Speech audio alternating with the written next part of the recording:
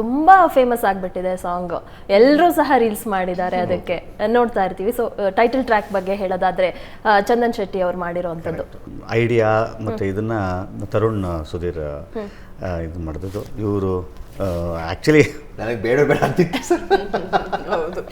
But ಏನಂದರೆ only for Sharan sir ಫ್ಯಾನ್ಸ್ಗೆ ಶರಣ್, ಯಾಕೆಂದರೆ ಇನ್ನೂ ಇರಬೇಕಾಗಿತ್ತು, ಇನ್ನೂ ಇರಬೇಕಾಗಿತ್ತು ಸತ್ಯ. ಐಟಮ್ ಸಾಂಗು ಅದೆಲ್ಲ ಪ್ಲಾನ್ ಆಗಿದೆ. ಇವ್ರು ಮಾಡಲ್ಲ ಅಂದರು ಒಂದು ಸಾಂಗು ಬಿಟ್ಟು. ಮ್ಯೂಸಿಕ್ಕು ಮತ್ತು ನನಗೆ ಅದು ಏನೋ ಯಾವುದೋ ಜನ್ಮದ ಅನುಬಂಧ ಅದು. ಇಲ್ಲಿ ತನಕ ಶರಣ್ ಅಂದರೆ ನನ್ನ ಹೀರೋ ಆದ ನಂತರದ ಒಂದು ಜರ್ನಿ ಆಗುತ್ತಲ್ಲ. ಸೊ ಇಲ್ಲಿ ತನಕ ಬಂದು ನಿಂತ್ಕೊಂಡಿದ್ದಾನೆ ಅಂತಂದರೆ ಮ್ಯೂಸಿಕ್ಕಿನ ಕಾಂಟ್ರಿಬ್ಯೂಷನ್ ಇದೆಯಲ್ಲ ಎಷ್ಟು ಅಪಾರ ಅಂತಂತಂದರೆ, ನನ್ನ ಮೊದಲನೇ ಸಿನಿಮಾದ ಸಾಂಗಿನಿಂದ ಹಿಡ್ಕೊಂಡು ಇವತ್ತಿನ ತನಕ ದೇವರ ದಯೆ ಅದು. ಪ್ರತಿ ಸಿನಿಮಾದಲ್ಲೂ ಒಂದು ಸಾಂಗು ಜನಗಳಿಗೆ ತಲುಪುವಂಥದ್ದು, ಹಿಟ್ ಆಗುವಂಥದ್ದು ಆಗಿರುವಂಥದ್ದು. ಮಗಳಿಗೆ ಮೂವಿ ತೋರಿಸಿರಲ್ಲ ಇನ್ನೇನು, ಮನೆಯವ್ರು ಏನಂದ್ರು ಯಶಸ್ ಅವರು, ಹೇಗೆ ಕಾಣಿಸ್ಕೊಂಡಿದ್ದೀರಂತೆ? ಆಕ್ಚುಲಿ ಅವರು ನಾನು ತುಂಬಾ ಹಾರರ್ ಫಿಲ್ಮ್ಸ್ ನೋಡ್ತಾ ಇದ್ದೆ. ಮದುವೆ ಆದ್ಮೇಲಿಂದ ಒಂದು ಸಿನಿಮಾ ನೋಡಕ್ ಬಿಟ್ಟಿಲ್ಲ ಸರ್ ಅವ್ರು ಹಾರರ್ ಮೂವಿ. ಅವ್ರಿಗೆ ಇಷ್ಟ ಇಲ್ಲ. ಓ ಹಂಗ ಅಂದ್ರೆ ನೀನೇ ನೋಡ್ಬೇಡ ಅಂತ ಅವರು. ಕಾಲ್ ಮಾಡ್ಲೇಬೇಕು ಅದೆಲ್ಲ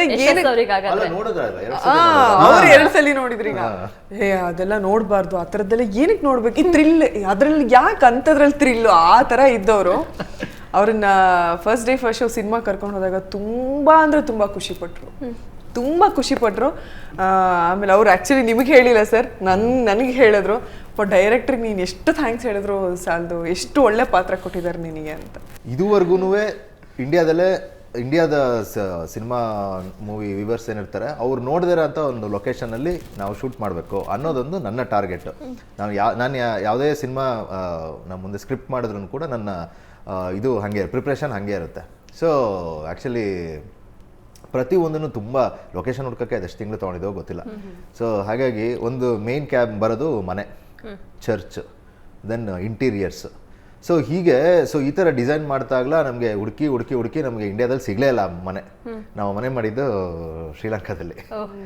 ಸೊ ಒಳಗಡೆ ಎಲ್ಲ ಸೆಟ್ ಹಾಕೊಂಡ್ವಿ ಇಲ್ಲೇ, ಅದೊಂದು. ಮತ್ತು ಚರ್ಚ್ ಮಾಡಿದ್ದು ಇನ್ನೊಂದು ಕೇರಳದಲ್ಲಿ.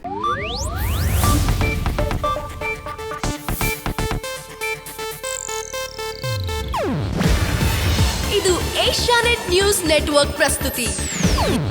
ನೀವು ನೋಡ್ತಿದ್ದೀರಾ ಏಷ್ಯಾನೆಟ್ ಸುವರ್ಣ ನ್ಯೂಸ್.